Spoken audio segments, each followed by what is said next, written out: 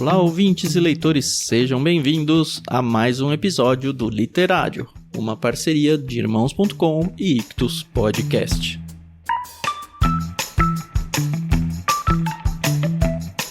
Eu sou o Thiago André Monteiro, @vulgutan, e eu vim trazer para vocês um episódio que a gente gravou lá em abril de 2020, comecinho da pandemia, e será que a gente já tinha vislumbrado tudo que a gente viveria? Porque o livro em questão se chama A Peste, de Albert Camus. Isso mesmo. Olha, um mega presságio de tudo que viria, viu? Porque esse livro aqui vai falar justamente sobre isso. Uma cidade que é infestada pela peste e ela é fechada e os moradores têm que lidar com uma mega pandemia onde morre um monte de gente.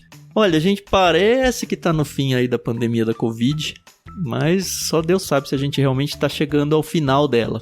Mas foi bem curioso que a gente gravou isso aí no começo da pandemia lá, comecinho de 2020. Lembrando que esse livro a gente também mandou no plano Peixe Grande. A gente mandou em maio de 2018. Olha só como vida é louca, né?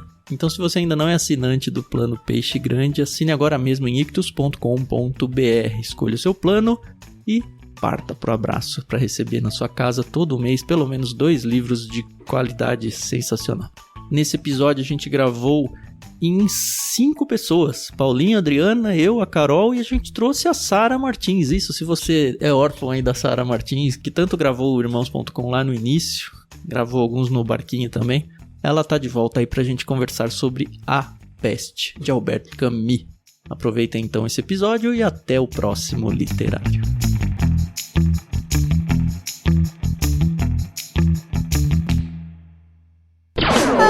Podcast Irmãos.com. Olá, pessoas! Podcast Irmãos.com Literário entrando no ar. Eu sou o Paulinho, estou aqui com a Sara, que leu A Peste, mas casou com o Pestinha. Mano, sempre sobra pra ele, tadinho. Coitado. Ele nem tá aqui pra se defender, né? Nem tá aqui. Eu sou a Sara e tô aqui com o Tan, que por conta dessa peste teve aí um prejuízo enorme nas viagens aéreas, né? Só nos trocadilhos. Só os trocadilhos. Olá, eu sou o Tan, eu estou aqui com a Carol, que sofreu mais que a peste pra conseguir acabar esse livro, hein, Carol? Nossa. Nem me fale, verdade. Eu sou a Carol e eu tô aqui com a Dri, que foi a única pessoa dessa quarentena que não me mandou foto de pôr do sol. Verdade. Não deu tempo. Eu sou a Adri e eu estou aqui com o Paulinho, que é o meu cabra da peste. Nossa, gente, que inspiração, quanta alegria. Tá muito bom. Legal, gente. Terminamos o suplício de ler esse livro. Nós lemos esse mês A Peste, de Albert Camus, que tem tudo a ver, ou muito a ver com o que a gente está vivendo nesse tempo de epidemia, de quarentena. Se você leu com a gente, acompanha. Se você não leu também, acompanhe. Se tiver algum spoiler, a gente avisa pra você pular se você não quiser. Mas vem com a gente nessa jornada de mais um episódio do Literário aqui do Irmãos.com, agora com a Sara. Aê!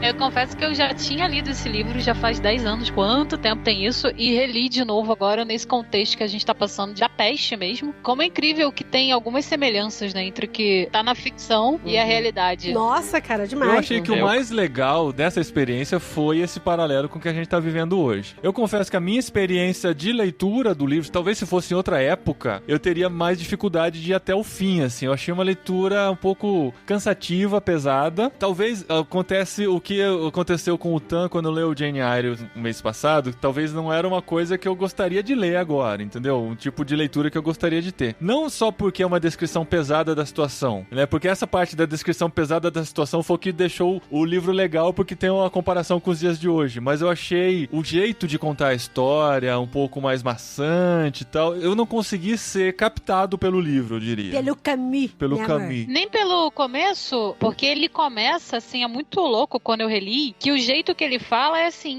começou, tipo, de maneira insólita, despretensiosa, foi meio ridículo, ninguém sabia o que ia acontecer.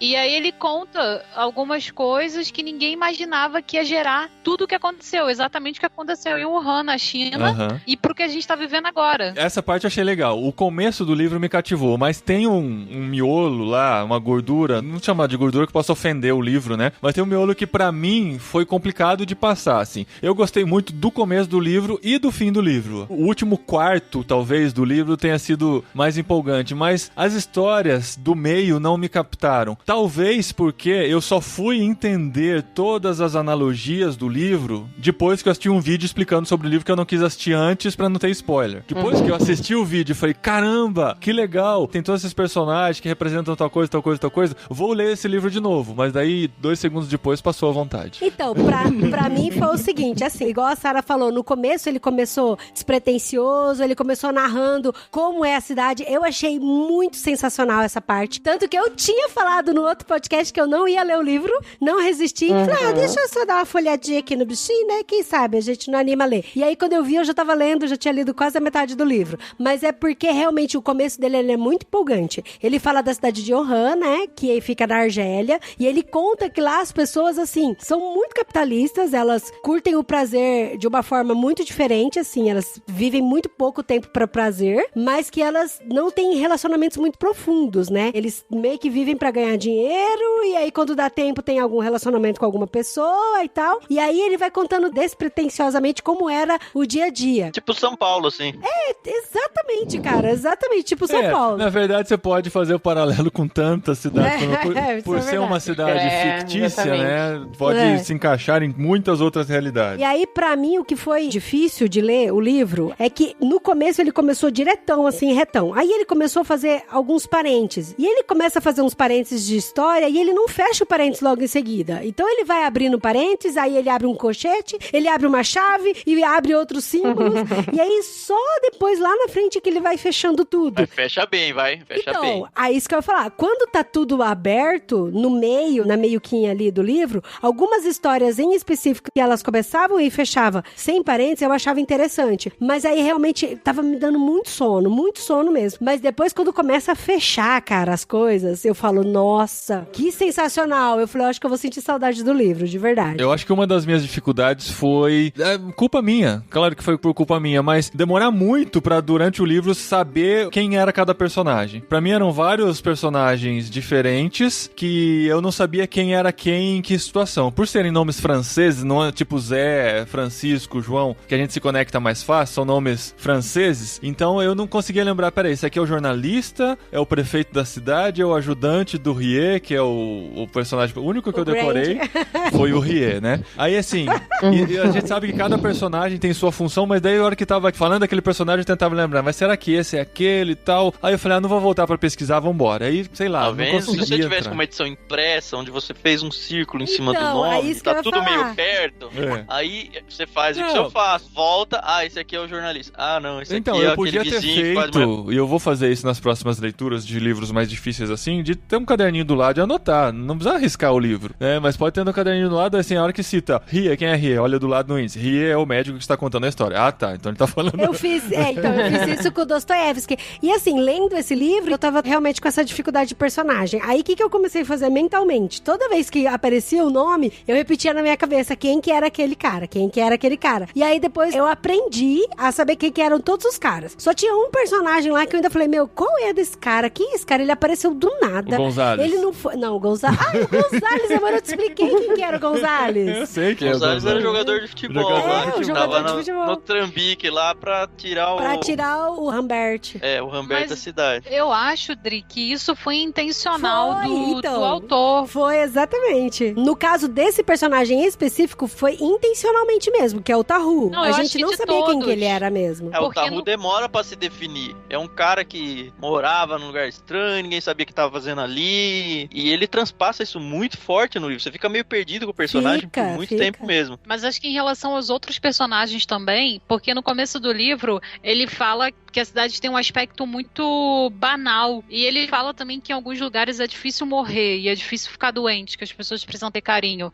E assim, você não vê um aprofundamento questionamento muito grande das relações, por exemplo, 100 anos de solidão, o Gabriel Garcia, ele passa muito tempo falando da vida das pessoas e tal. Eu acho que aqui foi proposital, exatamente para mostrar, e isso é um outro paralelo que a gente consegue fazer com o mundo de hoje, de a gente não conseguir ter relações muito profundas, exatamente porque a gente está muito voltado para o emprego, perde muito tempo para isso e não consegue fazer outras coisas. Então, assim, a morte, ela é um baque, ninguém tem muito tempo para cuidar das pessoas doentes e nem para aprofundar as relações. Na real, todo mundo acha que, isso aí vai passar, isso aí não tem nada a ver comigo, né? Exatamente. Como tudo na cidade. O que eu acho interessante é que essa é uma história, a gente não falou, mas se passa em 1940, né? E como ela é atual, né? Porque assim como tá acontecendo com essa questão do coronavírus, começa tudo muito insuspeito, né? Então, apareceu um rato morto, e aí o pessoal começa, não, tô fazendo brincadeiras. Aparece outro rato morto, mais uma dezena, uma centena, e isso começa a fazer as pessoas olharem aquela situação, né? E falar, opa, tá acontecendo alguma coisa, né? Mas parece que elas não levam tão a sério até o negócio explodir, né? Gente, vocês acreditam que na minha cabeça veio uma cena do Detetives do Prédio Azul?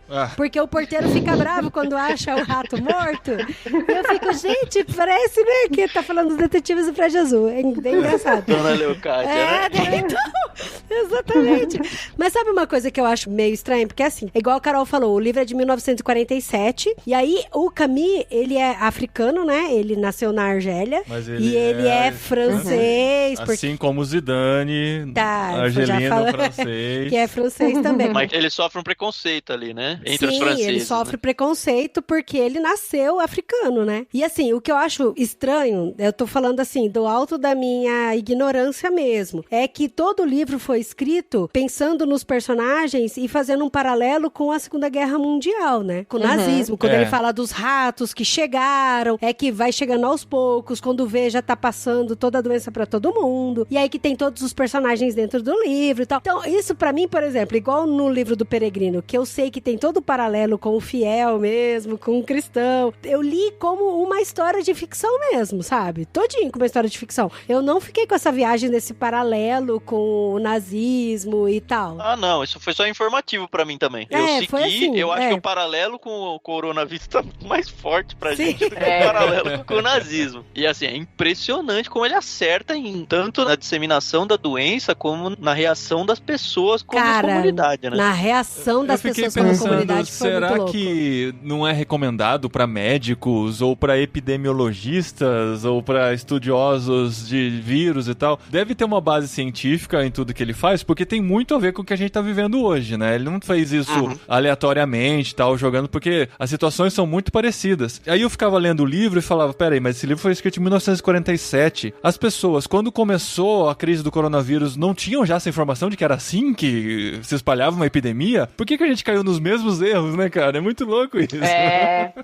Sabe onde tá a resposta disso? Nas duas últimas páginas. A gente não vai falar, mas é exatamente essa resposta da pergunta que eu ia falar. E até no último parágrafo, né, do livro. O último parágrafo é sinistro. A gente vai passar por, se sobrevivermos, né? A gente vai passar por isso e pelo esquecimento igualzinho. Eu tinha separado uma frase aqui do livro dele que casa com esse momento. Ele fala assim: os flagelos, na verdade, são uma coisa comum, mas é difícil acreditar neles quando se abatem sobre nós. É realmente isso. Na história da humanidade está cheio de peste, de flagelo, só que a gente nunca acha aquela história, né? Nunca vai acontecer com a gente. Então, e aí falando, né, da sequência da história do livro, depois que apareceram os ratos, né, com a doença... Acho que a primeira pessoa que percebeu que tava surgindo os ratos foi o porteiro, mas assim, porque ele achava que era uma brincadeira de muito mau gosto, que alguns moleques podiam estar aprontando, né? Porque ele tinha aquela fama de ser super organizado, super limpinho. E o médico, que é o nosso protagonista, ele começou a perceber, não só ele, mas a população, que de repente os ratos começaram a aparecer a centenas mortos pela cidade, né? Eles saem do esgoto pra morrer na rua, né? Exatamente. Muito louco isso. E morre meio que explodindo, né? A narração da morte do rato é bizarra. Uma coisa, gente, onde tinha tanto rato? Pelo amor de Deus. Fi, você não tem noção. Mas você acha que aqui é diferente, né? Você só não vê. Tava falando caminhões e pás e abriam buracos só pra jogar ratos. E eu, gente, pelo amor de Deus. Deus, quanto rato. Que aflição. E aí, depois dos ratos, começaram a aparecer as pessoas, né? Doentes. E morre mó rápido, assim. E Primeiro que acho que é morre 48 horas, né? muito rápido. E o mais bizarro é que, assim, a forma como a pessoa morre é muito... Cara, ele narra de uma forma, assim, muito, muito detalhada. Dos gânglios inflamados no corpo, do cheiro de podridão que a pessoa tem. Do desespero, porque os dos gânglios gritos. estão cheios de pus, dos gritos, da febre alta. Eu falo, meu Deus, que coisa absurda. Pelo que eu entendi, talvez tenha tido uma informação diferente em algum parágrafo que eu passei sem prestar atenção, mas pelo que eu entendi era uma sentença de morte, né? Não tinha alguém que ficava doente, ficou um pouquinho doente só e se livrou rápido e sobreviveu. Não, era sentença de morte. Até um certo ponto do livro, era sentença de morte. Tanto que eles declararam a quarentena, mas era a quarentena de sofrimento e morte. Eles separavam todo mundo e detetizavam até a própria casa, né? Pra não infectar mais, né, as pessoas. Era não pra era não pra infectar. salvar o doente, era pra evitar que as outras pessoas, né, se contaminassem. Eu acho que nem eles perceberam direito como se dava o contágio, porque a princípio ele fala que é através de pulgas, mas aí eu não sei se eles estavam muito certos disso, porque quando alguém tava lá, eles tentavam afastar da família e tal. O que podia acontecer, pelo que eu entendi, é como era transmitido através de pulgas, uma pulga não contaminada picar o doente, se contaminar e levar a doença para outra pessoa, como fazia vindo do animal para a pessoa. Aí aconteceu a quarentena, né? O isolamento, a cidade foi fechada, ninguém mais podia sair nem entrar e tal. Quem tava lá dentro estava, quem tava lá fora, tinha parentes que estavam lá de fora e teve todo o drama de como eles conversaram. Foi quando eles chegaram na conclusão de que era a peste. Tem até um capítulo falando de a peste, né? Quando a palavra peste surge, né? Quando eles chegaram na conclusão de que era a peste e tal, e por onde que estava sendo a contaminação, eles até falaram aqui assim, né? Os ratos morreram da peste ou de qualquer coisa muito parecida. Puseram em circulações dezenas de milhares de pulgas que irão transmitir a infecção segundo uma progressão geométrica, se não conseguirmos detê-la a tempo. Em 4 dias, a febre deu 4 saltos surpreendentes. Começaram 16 mortos, 24, 28 e 32. E no 4º dia, anunciou-se a abertura do hospital auxiliar numa escola maternal. Falei, cara, começaram a fazer os hospitais de campanha, sabe? Por causa da progressão geométrica. Eu falei, cara... Mas enquanto estavam nas pulgas, as decisões que tomaram, que devem deixar a Sarah com o coração apertado, foi eliminar todos os animais de rua que estavam circulando, né? Não só os ratos, mas gatos, cachorros. Horrível. Eu já tava triste com os ratinhos morrendo com um focinho cheio de sangue. Sim, que aí, dó. quando falou dos gatos e dos bichos de rua, poxa vida. E o velho? E o velho, Sarah? E o velho que cuspia nos ratos? Escarrando nos gatos. Chamava, vem. Não, gente... Pelo menos tava escarrando, não tava atirando, né? Não, e assim que a gente percebeu que os gatos foram sumidos, né? Porque o velho escarrava na cabeça dos gatos e aí, de repente, ele ficou triste porque não tinha gato pra ele cuspir mais. Não tinha mais gato, Falei, não, gente. Mas o mais assustador no decorrer da história, como eu tava dizendo, né? Começaram a eliminar os animais achando que resolveria o problema. Mas a doença deu um salto e se transformou em pulmonar, infectando as pessoas pelas vias respiratórias. Imagina o desespero de lermos esse livro nesse momento. Ou seja, de peste negra virou Covid-19, né? Virou Covid-47, né? 1947. E aí, nisso tudo, a gente vê o comportamento da população. E, gente, eu tava procurando aqui no livro, não vou perder tempo com isso, não. O Ryo, que é o médico, ele tava querendo cuidar, isolar, fazer as quarentenas, explicar direitinho. E ele falou que o povo não respeitava os doentes. Eles continuavam andando perto dos doentes. Se encontravam nos cafés, se encontravam nos bares, exatamente. Andava pra rua. Parece os velhos de hoje, né? Então, e aí alguém pegou e questionou ele. Velhos, né? Eu acho que foi até o Grand. Depois é até bom a gente falar um pouco sobre os personagens. Sim. Questionou, fala assim, caramba, mas por que o pessoal continua tendo essa atitude, né? Aí o Grand pega e fala assim, né? Gente, porque eles pensam que são 300 mortos perto de 100 mil que tem a cidade.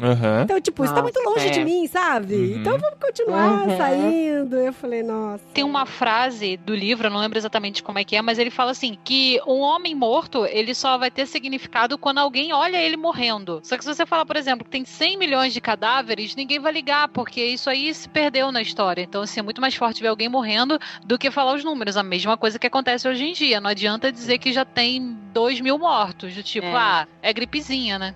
Exatamente. E na real, pegando esse gancho da Sarah, tem um médico, tem outros personagens que a gente vai falar que formam tipo uma aliança pra ajudar e tudo. Você percebe que eles vão se tornando insensíveis em relação à morte, igual a Sarah falou. Até que tem a morte daquela criança lá, que aí pega todo mundo, né? Até o padre pega todo mundo. E aí ele fala, cara, esse não, né? Esse não. Nessa hora eu falei, é agora que vai começar a resolver o problema. Porque tá descrevendo tanto a situação dessa criança, eu pensei, ele não vai ser cruel o suficiente pra descrever a morte de uma criança. Então agora vai começar a solução, porque eles já estavam... Ele vai sair, eles estavam testando soro, exatamente, já estavam caminhando numa solução e tal. Aí você fala, putz, o cara não tem escrúpulo mesmo, né? Ó, tem spoiler aí, tá, gente? Só pra avisar. Eu prometi que eu ia avisar quando tivesse spoiler, tá avisado, teve spoiler. Teve spoiler.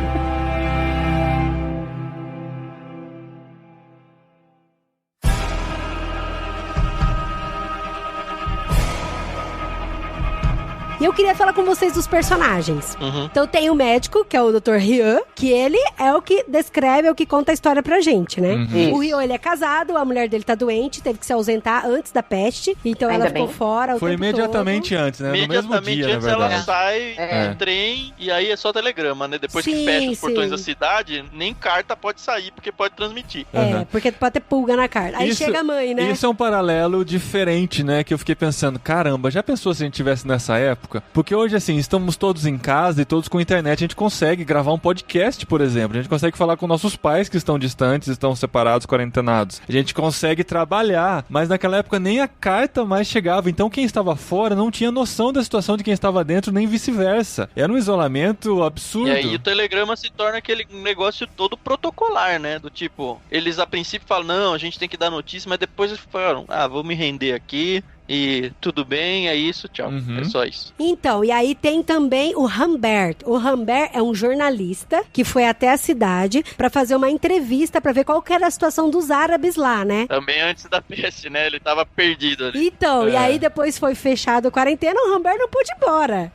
E ele participa de toda a história por conta disso. E é interessante que o próprio Ryan convida ele e fala, cara, já que tá acontecendo tudo isso, por que você não escreve sobre isso, né? E aí tem o Grand. O Grand, ele é um funcionário da prefeitura, administrativo, e ele ajuda a catalogar as pessoas que estão em quarentena, as pessoas que estão morrendo, a quantidade de óbitos e tal. Ele é um cara bem administrativo, né, o Grand. Tem o Otton, né, que é um juiz de instrução, ele é todo alinhadinho e tudo, ele trata a família dele como se fosse PJ, assim, né? Pessoa jurídica, coisa. A participação do Otton é bem pequenininha, mas foi importante pra gente ver que a peste pega pra tudo quanto é lugar, né? Que a peste não poupa ninguém, é muito né? interessante, porque o filho dele, essa a gente já falou mesmo, né? O filho dele morre lá na frente, o menino sofre pra caramba, porque foi o primeiro teste do soro, né? E não deu certo. Então dá aquela ponta de esperança, não vai, e ele sofre muito mais que os outros que já sofriam pra caramba pra morrer. Muito mais, né? E aí, demorou muito mais pra morrer. Uma das partes que me pegou muito foi depois quando estão falando com o Otto e ele fala, eu espero que ele não tenha sofrido muito. E aí o Tahu que tava cuidando, ele fala, não, ele não sofreu, não. Eu falei, nossa. É claro muito que não vai louco, falar, né, pro pai que o filho sofreu pra morrer. Então, aí tem o Tahu, que o Tahu a gente só vai conhecer a história dele mesmo lá pelo final. O Tahu é o cara que aparece do nada mesmo, só que aí ele resolve colocar a mão na massa. Fala, não, eu vou ajudar com a quarentena, vou ajudar com os hotéis também viraram pontos de quarentena, com os hospitais de campanha e tal. Então o Tahu meio que virou motorista, levava o médico pra lá e pra cá e tal, ele meio que ficou ali, né, ajudando todo mundo. Aí tem o Cotard. Gente, esse Cotard, que Cotard ranço. é o vizinho do Grand, né? É o vizinho do Grand, que morava lá no alto e que era... Lá, né? Ele tentou suicídio no começo e ele é um ranço de pessoa, porque ele tava vibrando e super feliz com a peste. Mas ele é o contraponto da peste, porque assim, quando tá tudo bem, tá tudo ruim pra ele, tão ruim que ele tenta se matar. E aí fica aquele negócio de, não, vamos tentar recuperar ele, vamos não falar isso com as autoridades, ele pede, pelo amor de Deus, não conta. E aí vem a peste. E aí, assim, na visão dele, como ele era todo destrambelhado, com a vida tava tudo ruim, ele meio que gosta que fica tudo ruim pra todo mundo. Porque não tá ruim só pra ele, né? Ele é o único que parece que não tá sofrendo, ele acha que ele não vai ter nunca a peste. E assim, ele começa a sair, fazer relacionamentos, coisa que ele não fazia antes. Então, isso é uma coisa louca. Ele acha que a peste não vai atingir ele. Ele falou, já sofri tanto nessa vida que eu acho que eu não vou ter peste mesmo, não. não, sabe? Ele tem um físico atlético. Tem histórico atleta. Então eu acho que Pelo histórico dele. sentido, sabe? E aí tem o Panelu, que é o padre. E o padre eu queria dar um destaque um pouco maior pra ele. Sim, principalmente porque a gente vai descobrir, quando vai estudar sobre o autor, que Albert Camus era ateu. E toda vez que nas histórias ele coloca um ponto de vista cristão, é pra mostrar o quão ridículo é esse ponto de vista. O quão ridículo é o pensamento do cristão frente a uma epidemia. Muitas vezes os ateus, por querer jogar pedra na gente constantemente, eles enxergam e jogam pedra em algumas partes da nossa fé ou da nossa liturgia que a gente é meio cego, é ponto cego pra gente. Uhum. Então, assim, ele faz pra gente uma crítica que a própria casa nossa interna não faz nunca. E é importante a gente ter esse tipo de crítica. Sim, exatamente, pra gente repensar sempre e tentar entender no meio de tudo isso como que a gente pode tirar lições e aprender algo que a gente ainda não tinha nem notado que a gente precisava enfrentar, né? Tem uma parte aqui no livro que fala sobre o sermão do Panelu. E aí vai toda a patotinha, vai lá, né, participar do sermão. A cidade tá naquele desespero de, tá caindo o mundo, a gente precisa se voltar pra Deus, né? Sim. Uma coisa que me lembro muito aqui tem uma cena, acho que é do filme dos Simpsons, não lembro se é um filme ou no seriado, tipo, vai ter um fim do mundo, alguma coisa assim, e aí, tipo, tem uma igreja e um bar, um do lado do outro. E aí, a hora que dá o caos, todo mundo que tá na igreja corre pro bar, e todo mundo que tá no bar corre pra igreja. Muito bom. Ô, Tan, você tá com o livro aí na mão? Tô tentando encontrar aqui. Tá. Vê na página 92, no pontinho à esquerda ali, ó, no final, que Panelu cita o texto de Êxodo, relativo à peste no Egito. Panelu citou o texto do Êxodo relativo à peste no Egito e disse: a primeira vez que este flagelo aparece na história é para atacar os inimigos de Deus. O faraó opõe-se aos desígnios eternos e a peste o faz então cair de joelhos. Desde o princípio de toda a história, o flagelo de Deus põe a seus pés os orgulhosos e os cegos. Meditai sobre isso e caí de joelhos. E aí é legal que todo mundo cai no genuflexório lá. E é isso que é tenso, porque ele fala que a peste vai atingir as pessoas que precisam do julgamento de Deus, entendeu? Sim. Que são os inimigos de Deus. Então a peste só vai atingir os inimigos de Deus. Aí ele continua aqui, ó. Se a peste vos olha, é porque chegou o momento de refletir. Os justos não podem temê-la, mas os maus têm razão para temer. Na imensa granja do universo, o flagelo implacável baterá o trigo humano até que o joio se separe do grão. Haverá mais joio que grão, mais chamados que eleitos. E essa desgraça não foi desejada por Deus. Por longo tempo este mundo compactuou com o mal, repousando na misericórdia divina. Bastava arrepender-se, tudo era permitido. E para se arrependerem, todos se sentiam fortes. Chegado o momento, o arrependimento viria por certo. Até lá o mais fácil era deixar-se levar, a misericórdia divina faria o resto. Pois bem, isso não podia durar. Deus, que durante tanto tempo baixou sobre os homens dessa cidade o seu rosto de piedade, cansado de esperar, desiludido na sua eterna esperança,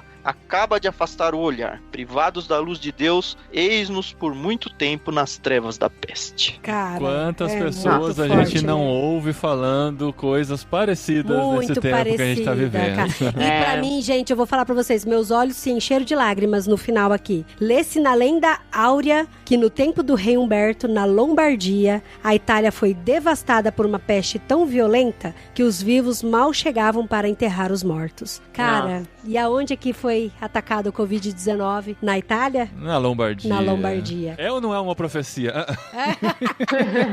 O Panelux nossa aqui do Irmão Tá Socorro. vendo? Olha aí o juízo. Pra mim, o que me chamou muita atenção é que ele tinha esse discurso muito forte, as pessoas acreditavam nisso, até que ele viu uma criança, um inocente, morrer, né?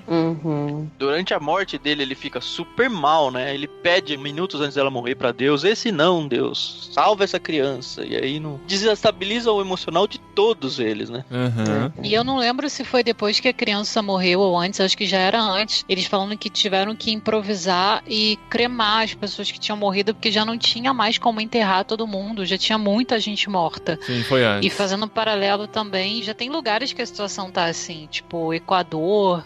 É muito bizarro ler esse livro fazendo essas comparações. Dá pra ver como foi uma leitura bem leve, né? Bem tranquila, assim, da gente entrar nesse livro nessa época. Parabéns aos envolvidos, viu? Mas tem um final feliz, ó. Tem. Feliz. Então. Muito feliz. Muito. Energia, ó, lá em cima. É. Não, um spoiler aí é que a peste acaba no final, né? Sim. Então.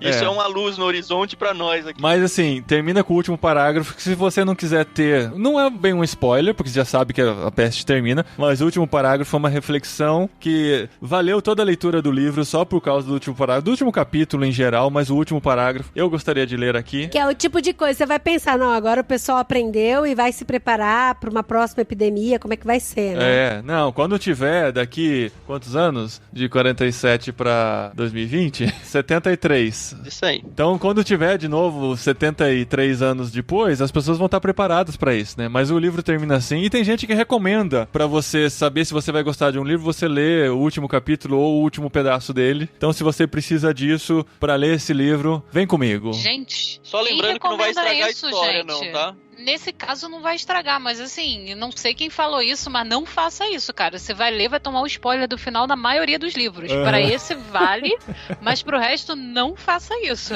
Tem gente que não se importa com spoiler, se importa mais com ter a certeza de que o livro é bom pra poder ler, né? Mas enfim, música de final de livro. Na verdade, ao ouvir os gritos de alegria que vinham da cidade, Rie lembrava-se de que essa alegria estava sempre ameaçada, porque ele sabia o que essa multidão eufórica ignorava, e se pode ler nos livros. O bacilo da peste não morre nem desaparece nunca. Pode ficar dezenas de anos adormecido nos móveis e na roupa. Espera pacientemente nos quartos, nos porões, nos baús, nos lenços e na papelada. E sabia também que viria talvez o dia em que, para desgraça e ensinamento dos homens, a peste acordaria os seus ratos e os mandaria morrer numa cidade feliz. Nossa, e aí ia começar tudo de novo, né? E tem tantas camadas nessa frase, né? Ele não tá falando só de uma epidemia. Aqui cabe voltar pro nazismo também, por exemplo. Sim. Ao fascismo, né? Que pode estar adormecido só esperando alguém se levantar pra aflorar aquilo nas pessoas, né? O anticristo que vai vir. Tem tantas coisas que dá pra tirar de lição, assim, só de ler já arrepiei de novo aqui e por esse parágrafo valeu a leitura de todo o livro, que foi maçante, foi pesado, mas tem muita coisa pra você ficar pensando depois, né? Tem muitas lições pra serem tiradas. E todos esses personagens que a gente falou, a gente praticamente não falou nada de nenhum deles, mas cada um tem a sua história completa. Sim, verdade. A história deles conversa entre si, mas cada um você percebe que tem os medos, tem os desafios diferentes entre eles, o que faz com que a história fique muito, muito, muito mais rica do que a gente falou aqui. A gente só passou a linha mestra do livro, mas o livro tem muita reflexão interessante em cada uma das coisas que cada personagem enfrenta. E tem cada reação do personagem frente à doença, né? É Sim. muito louco isso, a forma como é eles um tentando reagem, fugir da né? cidade que tá fechada e aí foge ou não Sim, foge. um ficando louco com a desgraça do outro e feliz. É o outro achando que porque é rico acha que não vai ser atingido. É muito louco isso. Esse é um daqueles livros, eu não sei se acontece com vocês, mas assim, tem livros que você simplesmente lê e alguns livros você sente. Esse é um livro, assim, que você sente. A Carol tava falando de Ensaio sobre a Cegueira, que é um outro livro também que, assim, às vezes eu perco o ar e você leva os personagens com você, você fica pensando, quando o livro tá fechado, você dá vida aos personagens. Não é só uma leitura, é um sentimento também. Inclusive, quando eu tava lendo o livro, chegou numa parte que eu falei, acho que eu vou parar de ler, tá muito chato. Porque realmente tava me dando muito sono com tantos parentes que ele tava abrindo. Só que eu falei, não, ele é o que a gente vai gravar, o literário, eu vou ir até o final. E depois, quando ele começa a fechar os parentes, realmente é exatamente isso, Sara. A gente começa a desenhar na cabeça e a entender quem são os personagens e ele ganha vida, né? E o mais louco do livro é que ele não fala o tempo todo sobre a doença. Cara, tem tiroteio, tem gente tocando fogo na casa um do outro, tem o comércio que insiste em abrir, tem uma cafeteria que acabou o açúcar, mas fala, traga seu açúcar que a gente vai continuar aberto. Tem um teatro, cara, uma cena do teatro. Nossa, lá aquela que cena do teatro é fantástica, mano. É muito fantástica. Tem banho de mar. Então, assim, não fica só focado na doença. E é muito louco que se você parar parar pra pensar que tem gente ainda continuando fazendo trambique, continuando tendo assaltos, continuando assassinato. Tipo, a vida continuou de um jeito estranho, mas continuou, né? E se você sentiu interesse de ler, mesmo não tendo lido ou ouvido o podcast, sentiu interesse de ler, dá tempo de ler ainda nessa quarentena, viu? Porque eu acho que tem um bom caminho pela frente ainda. Dá tempo de ler esse, dá tempo de ler o ensaio sobre a cegueira, que aliás, lá no Ictus a gente tá fazendo leitura coletiva, a gente deve gravar uma live no final agora de abril sobre o ensaio sobre a cegueira, então tem um podcast nosso que lança esse desafio, tem link pra você comprar o livro lá, se você tiver a chance, segue com a gente lá também. Eu não vou ler porque eu não ganhei no Ictus esse, né? A gente não mandou no Ictus, é justamente pra aproveitar esse mote da pandemia, porque assim como esse livro, eu acho que aquele livro é muito importante pra gente se revelar pra si mesmo. Assim. Não, gente, eu já assisti o filme e já me deu muito ruim. Se eu ler o livro... Já temos ruim suficiente para essa pandemia. A gente se sente tão mal porque são livros sobre a natureza humana, nas piores situações e o pior da natureza humana. Tem umas pinceladinhas de coisas boas, mas em geral são personagens que têm atitudes ruins e às vezes são justificados pelo momento. Mas assim, aquilo ali tá ali. E é real, né, Sarah? É real. É o que as pessoas farão aqui no nosso contexto. Nossa, Sarah, você matou a pau, é isso mesmo. O que dá ruim não é nem tanto a doença, mas é a guerra que as pessoas fazem umas entre as outras. Todo mundo tem que tomar partido de um lado do que é certo e o que é errado. E o meu certo é 100% certo, o seu errado é 100% errado. E isso vira uma guerra, cara. Dá um ruim isso. Tão grande, um passando a perna no outro. Nossa, que nervoso. Mas é isso, né? Eu acho que superamos. É muito bom quando a gente termina um livro. Às vezes dá aquela sensação de perda, né? Por mais difícil que seja, às vezes, a leitura. Quando acaba, tem o alívio de terminar, mas tem aquilo, né? Pô, acabou uma história, né? Talvez eu nunca mais vou ter contato com ela e tal. Perdemos um amigo. É verdade. Esse livro perde-se vários. Então, muitas pessoas importantes. Nossa, tem uns personagens que morrem que, meu Deus do céu, cara, que difícil. Mas passamos, então, e temos o desafio de escolher o próximo livro. Como o Tan disse, o Ictus Podcast também está fazendo desafios de leituras. Você consegue ler 2 livros por mês. Vem com a gente e vai com o Ictus Podcast, que agora também faz parte da família de podcastdirmãos.com. Isso! É isso aí, Paulinho dando uma força danada pra gente.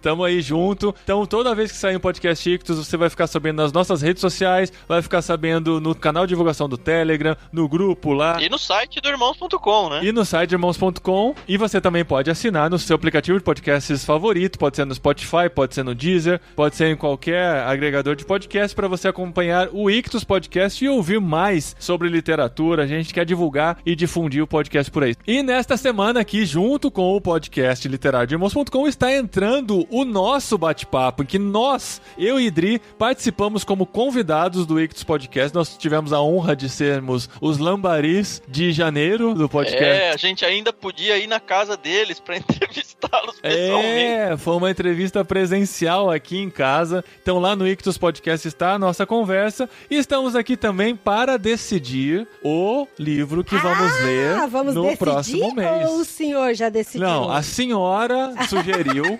Eu sugeri, gente, isso é verdade. O senhor aqui aprovou e eu não passei pro Tan e pra Carol ainda, porque eu tenho certeza que eles vão gostar da ideia de ler junto com a gente o livro da Edith Schaefer. Olha aí! O que é uma família? Aê. E eu confesso pra vocês que quando vocês mandaram no Ictus, foi mais um daqueles livros que eu abri e falei, não vou ler.